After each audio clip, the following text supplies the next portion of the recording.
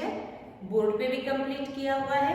हम स्टार्ट करते हैं डायरेक्टली क्वेश्चन 3, रिटायरमेंट का क्वेश्चन। इस क्वेश्चन में हम गुडविल को कुछ अलग तरीके से ट्रीट करने वाले हैं। क्या रहेगा इस क्वेश्चन में गुडविल का ट्रीटमेंट, आज हम देखेंगे। जैसे दिया है the balance sheet of the Anu, Renu and Dinu is as follows. The partners are sharing profits and losses in the proportion of 2:2:1 respectively. Balance sheet दी है लायबिलिटी एसेट्स। अगर आप लायबिलिटी साइड देखते हैं, जैसे दिए हैं creditors, bills payable, general reserve, capital accounts. On the asset side bank, debtors less RDD, furniture, machinery, free hold property and last में दिया हुआ है गुडविल। इस क्वेश्चन में मैंने पहले कहा है कि इस क्वेश्चन में हम गुडविल को आज कुछ अलग ट्रीटमेंट देने वाले हैं। वो क्या अलग ट्रीटमेंट है, क्यों अलग ट्रीटमेंट है, आज हम पढ़ेंगे। जैसे गुडविल को बैलेंस शीट में दिया हुआ है, जब गुडविल बैलेंस शीट में आपको दिया जाता है तो हम गुडविल को सेपरेटली जर्नल के थ्रू ना रिकॉर्ड करते हुए उसे हम अदर असेट्स जैसा भी ट्रीट कर सकते हैं। एक बार वापस, when goodwill is given in balance sheet, आपको जब गुडविल ओल्ड बैलेंस शीट में दिया जाएगा, मैं स्पेसिफिकली बोल रही हूं जब गुडविल बैलेंस शीट में दिया जाएगा। जब बैलेंस शीट में नहीं दिया जाएगा तो ये जो मैं ट्रीटमेंट बता रही हूँ वो आएगा ही नहीं। जो आज हम ट्रीटमेंट देखने वाले हैं वो हम कब करेंगे, जब गुडविल को बैलेंस शीट में दिया जाए। इस क्वेश्चन में गुडविल बैलेंस शीट में है तो मेरे पास दो ऑप्शन है गुडविल को ट्रीटमेंट के लिए। मैं गुडविल को सेपरेटली जर्नल के थ्रू भी शो कर सकती हूँ या मैं गुडविल को अदर असेट्स जैसा भी ट्रीट कर सकती हूँ और ट्रीटमेंट कर सकती हूँ। अब अदर असेट्स यानी कैसे, जैसे आपको बैलेंस शीट में फर्नीचर दिया है, मशीनरी दिया है, फ्री होल्ड प्रॉपर्टी दिया है और इसका रिवैल्यूएशन आपको एडजस्टमेंट में कहीं ना कहीं दिया होगा। देखो देखते हैं, the assets are revalued as freehold property, revalued दी हुई है, मशीनरी रिवैल्यूड दिया हुआ है, फर्नीचर रिवैल्यूड दिया हुआ है, डेटर्स रिवैल्यूड दिया हुआ है। जो असेट्स बैलेंस शीट में दी है उसका रिवैल्यूएशन असेट के नीचे यानी आपको एडजस्टमेंट में दिया हुआ है। जब गुडविल बैलेंस शीट में दिया हुआ है तो इस गुडविल को मैं उस अदर असेट्स जैसा भी ट्रीट कर सकती हूँ, यानी गुडविल बैलेंस शीट में दिया हुआ है 30,000 और गुडविल के लिए पॉइंट नंबर 2 में दिया हुआ है कुछ इंफॉर्मेशन। इसका मतलब है कि गुडविल रिवैल्यू हो रहा है, यानी गुडविल को हम वैल्यू कर रहे हैं तो हम उसको फ्री होल्ड प्रॉपर्टी जैसा ट्रीट कर सकते हैं, मशीनरी जैसा ट्रीट कर सकते हैं, फर्नीचर जैसा ट्रीट कर सकते हैं। ओल्ड वैल्यू को न्यू वैल्यू के साथ कंपेयर करो। प्रॉफिट लॉस देखो, प्रॉफिट लॉस रिवैल्यूएशन यानी P&L एडजस्टमेंट में रिकॉर्ड करो और रिवाइज्ड फिगर बैलेंस शीट में रिकॉर्ड करो। हम गुडविल को इस तरीके से भी बुक्स ऑफ अकाउंट में रिकॉर्ड कर सकते हैं जब गुडविल बैलेंस शीट में दिया जाएगा। तो दो ऑप्शन है, मैं गुडविल को बैलेंस शीट में दिया हुआ है तो मैं उसको सेपरेटली भी पास कर सकती हूँ बाय पासिंग एंट्री, या मैं उसको रिवैल्यू करके भी शो कर सकती हूँ। दोनों मेथड्स करेक्ट होती है। आप कौन सा ट्रीटमेंट कर रहे हैं, बाय पासिंग जर्नल एंट्री या by showing in revaluation account, वो हमको डिसाइड करना पड़ता है। जब गुडविल बैलेंस शीट में है तो ही ये दो ऑप्शंस आपके पास रहेंगे, या तो उसको सेपरेटली रिकॉर्ड करो बाय पासिंग एंट्री या उसको थ्रू रिवैल्यूएशन रिकॉर्ड करो। हमने सेपरेटली देख चुके हैं, आज हम देखेंगे कि गुडविल को थ्रू रिवैल्यूएशन कैसे रिकॉर्ड किया जाएगा। ये ऑप्शन हम क्यों चूज कर रहे हैं, क्योंकि गुडविल बैलेंस शीट में दिया हुआ है तो उसको हम अदर असेट्स जैसा भी ट्रीट कर सकते हैं। हम ज्यादा दिमाग नहीं दिखाएंगे, old value of goodwill with new value of goodwill compare करेंगे। इन दोनों में या तो इंक्रीज रहेगा नहीं तो डिक्रीज रहेगा। इंक्रीज है तो प्रॉफिट, डिक्रीज है तो लॉस, क्योंकि असेट है। एंड रिवाइज्ड फिगर हम उसको बैलेंस शीट में रिकॉर्ड कर सकते हैं। ये हमारे पास सेकंड ऑप्शन भी अवेलेबल है। तो हम आज सेकंड ऑप्शन देखेंगे। हम गुडविल के लिए अलग से एंट्री पास करके बुक्स ऑफ अकाउंट में रिकॉर्ड नहीं करेंगे। आज हम गुडविल को अदर असेट्स जैसे ट्रीट करेंगे क्योंकि गुडविल बैलेंस शीट में दिया हुआ है। समझ में आ गया? तो देखते हैं, सबसे पहला स्टेप करते हैं, कैपिटल बैलेंसेस ट्रांसफर कर देते हैं। बैंक बैलेंस ट्रांसफर करो, रिजर्व डिस्ट्रीब्यूट कर सकते हो आप, जनरल रिजर्व दिया है, फटाफट करते हैं। रिवैल्यूएशन हम साथ में करेंगे। Anu, Renu and Dinu, capital is 40,000, 30,000 and 15,000. Transfer it to respective capital account by balance drop term. 40,000, 30,000 and 15,000 on the credit side of partners capital account. Then bank balance transfer करेंगे in bank account on the debit side to balance drop term 5,000. Then general reserve 5,000 को हम divide करेंगे 2:2:1, तो हमें ratio 2:2:1 है। इस में अगर मैं डिवाइड करती हूँ तो 2,000, 2,000 and 1,000। General reserve account 2,000, 2,000 and 1,000। Now अब हम करेंगे revaluation of assets and liabilities, जिसके लिए कौन सी असेट्स रिवैल्यूड हुई है वो आपको एडजस्टमेंट में दिया हुआ है। जैसे first adjustment, Dinu retires from the firm on 1st April 19 and on the following terms, the assets are revalued as freehold property at 30,000। Revalued figure of freehold property is 30,000। हम कंपेयर करेंगे with old value of freehold property, तो check it in balance sheet. On the asset side freehold property was given at 27,000। 27,000 की freehold property 30,000 पे आ चुकी है, यानी ये asset पे इंक्रीज है। 27 का असेट 30 पे आ गया, यानी असेट की वैल्यू बढ़ गई। असेट की वैल्यू बढ़ गई यानी प्रॉफिट। प्रॉफिट शो करो पहले P&L एडजस्टमेंट की क्रेडिट में bye freehold property 3,000. Revised figure of freehold property on the asset side, freehold property old value 27,000 increased by 3,000. Revised figure of freehold property is 30,000. Now next, machinery at 5,000 check करेंगे। Old value of machinery, old value of machinery is 4,000, revised at 5,000, that means machinery पे profit is 1,000। Record the profit in P&L adjustment account on the credit side by machinery account. Revised figure of machinery on the asset side, old value 4,000 increased by 1,000. Revised figure of machinery is 5,000. Then furniture at 12,000. Old value of furniture 15,000. 15,000 का furniture revised at 12,000. That means furniture की value reduced by 3,000. Assets की value less reduce हो रही है यानी loss। P&L adjustment की debit में to furniture account 3,000। Revised figure of furniture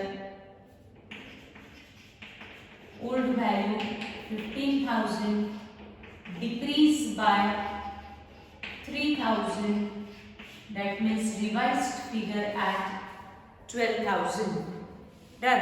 all debtors are good. Good means सबसे मुझे अमाउंट रिकवर होने वाली है, यानी मैंने जो डाउटफुल क्रिएट किए थे वो भी रिकवर होने वाले हैं, यानी मेरे लिए प्रॉफिट है। जो मैंने डाउटफुल क्रिएट किए थे उनसे भी पैसा मिलने वाला है, यानी प्रॉफिट कितने थे डाउटफुल 1,000, यानी ये पूरे डाउटफुल डेट्स गुड डेटर्स में कन्वर्ट होने वाले हैं, यानी मेरी ऑलरेडी 0 होने वाली है। तो जो 1,000 है उनसे भी पैसा मिलने वाला है, यानी प्रॉफिट है P&L एडजस्टमेंट की क्रेडिट में by already account. Revised figure of debtors कैसे पोस्ट करेंगे? डेटर्स ओरिजिनल थे 20,000, मैंने डाउटफुल क्रिएट किए थे 1,000, बट अब ये भी 0 होने वाले हैं, तो आप लेस ऑलरेडी 0 लिखो या डायरेक्टली 20,000 आउटर कॉलम में लिखो, कोई प्रॉब्लम नहीं। 20,000 न्यू आरडीडी आपका जो 1000 क्रिएट किया था वो भी रहने वाला है ना, 0 होने वाला है। देन अब देखो point number 2, goodwill of the firm be valued at thrice the average profit, underline thrice the average profit for preceding 5 years, profits of the firm for the year, फिर प्रॉफिट्स दिए हैं 1000, 10,500, 10,000, 16,000 and 10,000. Then should be paid 3,000 by check. ये third point है. Point number 2 is related for goodwill. Point number 2 ये goodwill से related है. Goodwill balance sheet में दिया हुआ है. That means eight the time of retirement, before retirement, goodwill का वैल्यू इस फर्म ने कैलकुलेट किया था 30,000. Eight the time of retirement goodwill का वैल्यू कितना, क्या उतना है, कम हुआ, इंक्रीज हुआ, हमको पता नहीं, हमको कैलकुलेट करना पड़ेगा. तो कैलकुलेट करने के लिए आपको इस क्वेश्चन में कहा है कि गुडविल के उन्होंने डायरेक्टली अमाउंट नहीं दी है, आपको गुडविल वैल्यू करना है और वैल्यू करके फिर हम गुडविल को ट्रीटमेंट देंगे. तो मुझे सबसे पहले कैलकुलेट करना है at the time of retirement इस फर्म का गुडविल है कितना in monetary terms. Reputation of the firm in monetary terms value किया जाता है, कैलकुलेट किया जाता है. कैसे कैलकुलेट करेंगे? With the help of past years profit. Business के पास्ट ईयर्स के प्रॉफिट स्टडी किए जाते हैं. उस प्रॉफिट पे कोई ना कोई एक मेथड अप्लाई करनी पड़ती है. Average profit, super profit, weighted average profit, weighted super profit, annuity method. इस फर्म ने कौन सी मेथड अडॉप्ट की है आपको वहीं पे दिया हुआ है. Goodwill of the firm be valued at thrice the average profit. Underline करना है एवरेज, यानी जो प्रॉफिट्स हमने स्टडी कर रहे हैं 5 इयर्स के, इसके ऊपर हमने कौन सा मेथड अप्लाई किया, एवरेज प्रॉफिट, फिर फर्म का गुडविल वैल्यू किया. तो अब हम कैलकुलेट करते हैं valuation of goodwill. Working note, valuation of goodwill.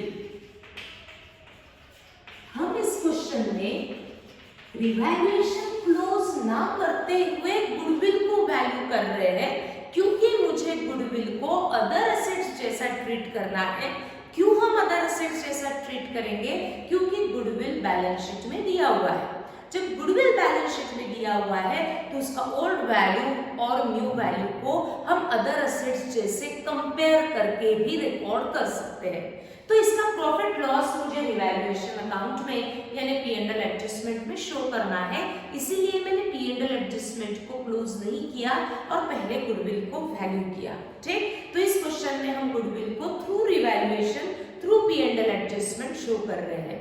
क्यों शो कर रहे हैं ये मैं बार बार बता रही हूँ, क्योंकि गुडविल बैलेंस शीट में दिया हुआ है. तो ओल्ड वैल्यू न्यू वैल्यू को हम उसको कंपेयर करके भी शो कर सकते हैं. तो कैलकुलेट करते हैं valuation of goodwill. First step is average profit. कितने इयर्स के प्रॉफिट्स दिए हैं, वो प्रॉफिट्स का एवरेज लो दिया हुआ है.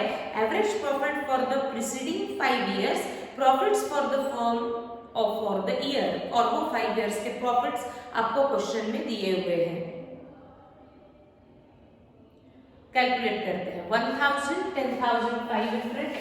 फॉर्मूला बनेगा total profits upon number of years. Average कैसे कैलकुलेट करेंगे? जितने भी ईयर्स के प्रॉफिट्स हैं उन सबको ऐड करो, divided by number of years. 1000 plus 10,500 plus 10,000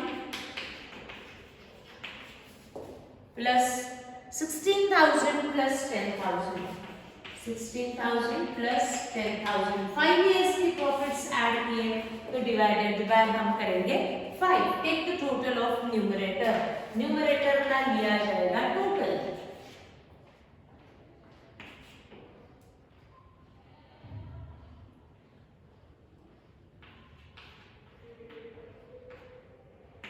$47,500 divided by 5. Calculate करते हैं 47,000 डिवाइडेड बाय 5. सभी कैलकुलेट करेंगे.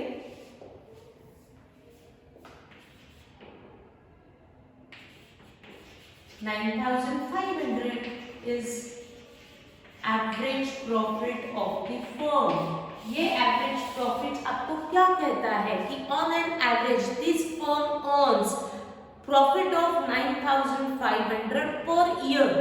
That means 9,500 is the average profit of the year. एक साल का एवरेज प्रॉफिट इस ये फर्म अर्न करती है 9,500.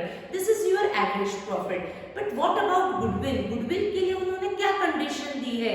दिया हुआ है goodwill of the firm be valued at thrice the average profit. Goodwill कितना है? एवरेज प्रॉफिट के थ्राइस.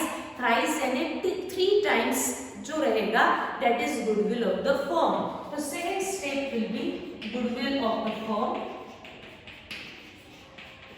हमने मेथड का एवरेज प्रॉफिट कैलकुलेट कर लिया. एवरेज प्रॉफिट की मेथड से हमने एवरेज प्रॉफिट पे आ गए. बट गुडविल इस फर्म ने कहा कि हमारा गुडविल कितना है? जो भी एवरेज प्रॉफिट है उसको 3 टाइम्स से बढ़ा दो तो that is goodwill of the firm. जो भी गुडविल रहेगा that is thrice the average profit. 3 into average profit that is 3 into 9,500.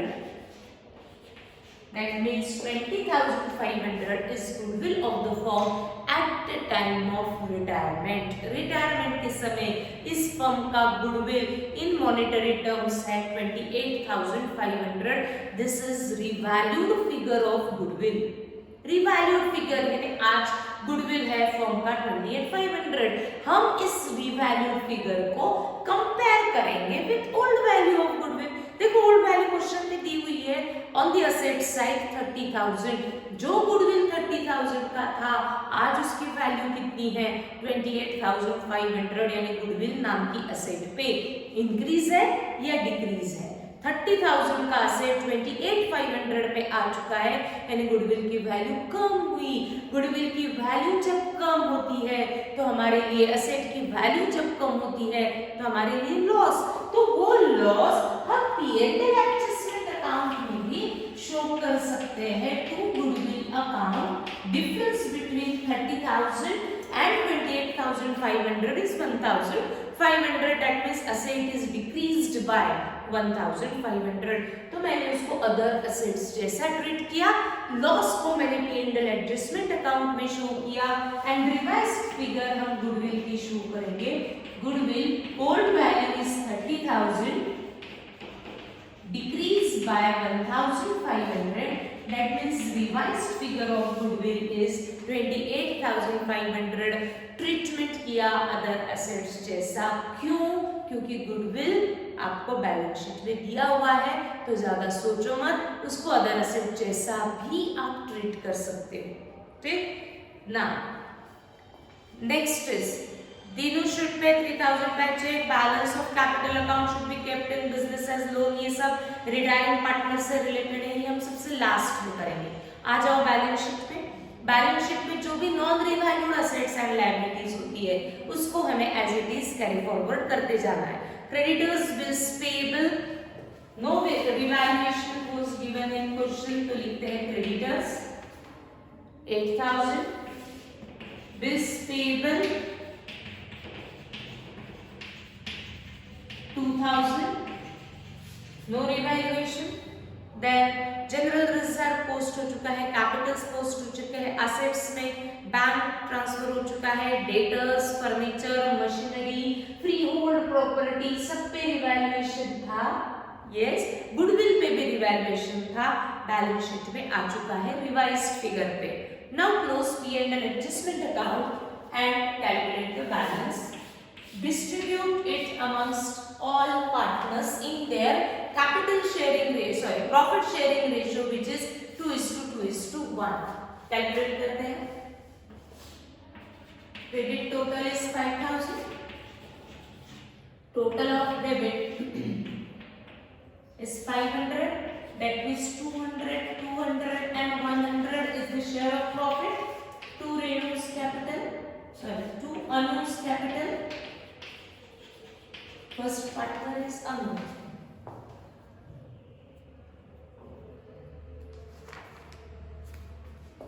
Then 2 Dinu's capital, Renu's capital, 2 Dinu's capital. P&L adjustment की क्रेडिट डेबिट में तो पार्टनर्स कैपिटल के credit में by P&L adjustment account 200, 200 and 100. ना check करो admit हो रहा है, रिटायर हो रहा है। इस क्वेश्चन में एक पार्टनर रिटायर हो रहा है। जो पार्टनर रिटायर होता है उसका अकाउंट सबसे पहले क्लोज किया जाता है। कौन रिटायर हो रहा है? दीनू। तो दीनू थर्ड नंबर का पार्टनर है, तो थर्ड नंबर का पहले बैलेंस कैलकुलेट किया जाएगा। क्रेडिट माइनस डेबिट, डेबिट में तो कुछ है नहीं। 15,000 plus 1,000 plus 100 that is 16,100 minus 0 balance is 16,100।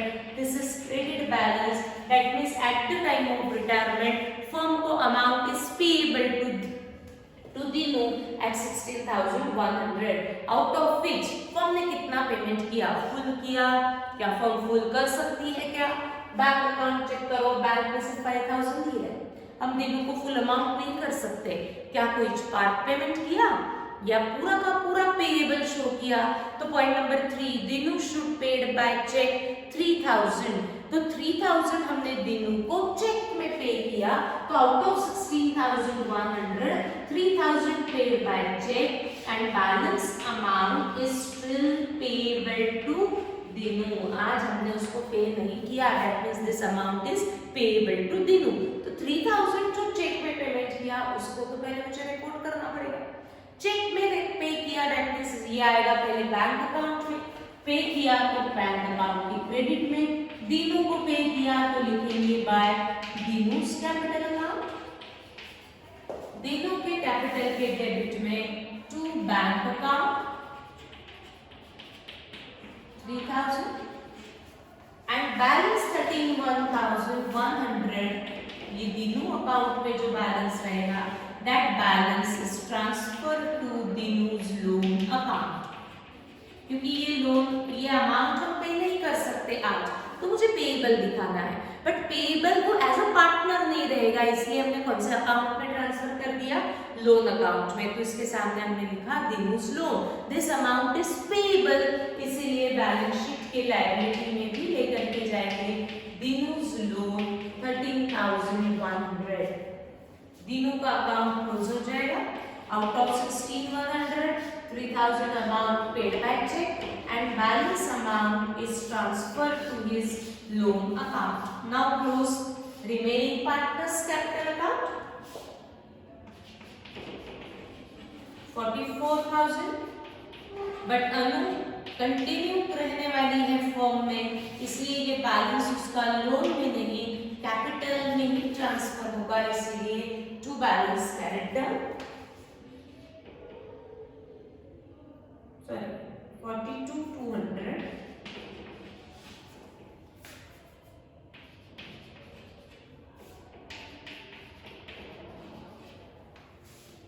32,200 reduce capital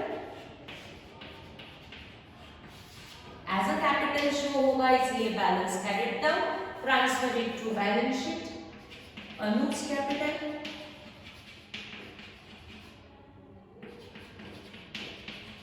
रेणुज capital. Dinu firm में पार्टनर नहीं रहेगा, इसलिए उसका बैलेंस ट्रांसफर किया दीनूज लोन में। ठीक, now close bank account, balance is 2,000, transfer करेंगे असेट साइड में as it shows debit balance, close the balance sheet, tally होनी चाहिए।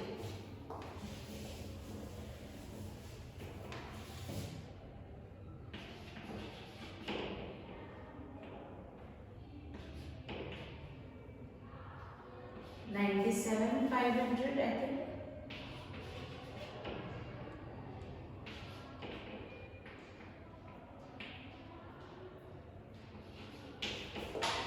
$97,500। आज हमने क्या देखा?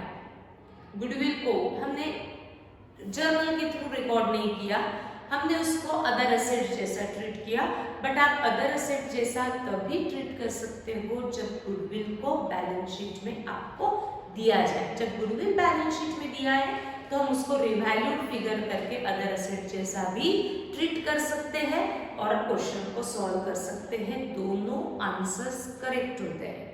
आप जर्नल के थ्रू शो करो या उसको अदर एसेट जैसा ट्रीट करो, बट जब गुडविल दिया ही है बैलेंस शीट में तो उसको अदर एसेट जैसा ही ट्रीट करो ना, हम क्यों उसको जर्नल के थ्रू शो करें। तो ये सिंपल तरीका होता है, जब गुडविल बैलेंस शीट में है तो उसको हमने अदर एसेट जैसा ट्रीट करना, ये सिंपल होता है। ठीक, तो कल बढ़ेंगे आगे नेक्स्ट क्वेश्चन पे, और ये वीक में हमारा रिटायरमेंट भी कंप्लीट हो जाएगा। डन, कल बढ़ेंगे आगे। Thank you.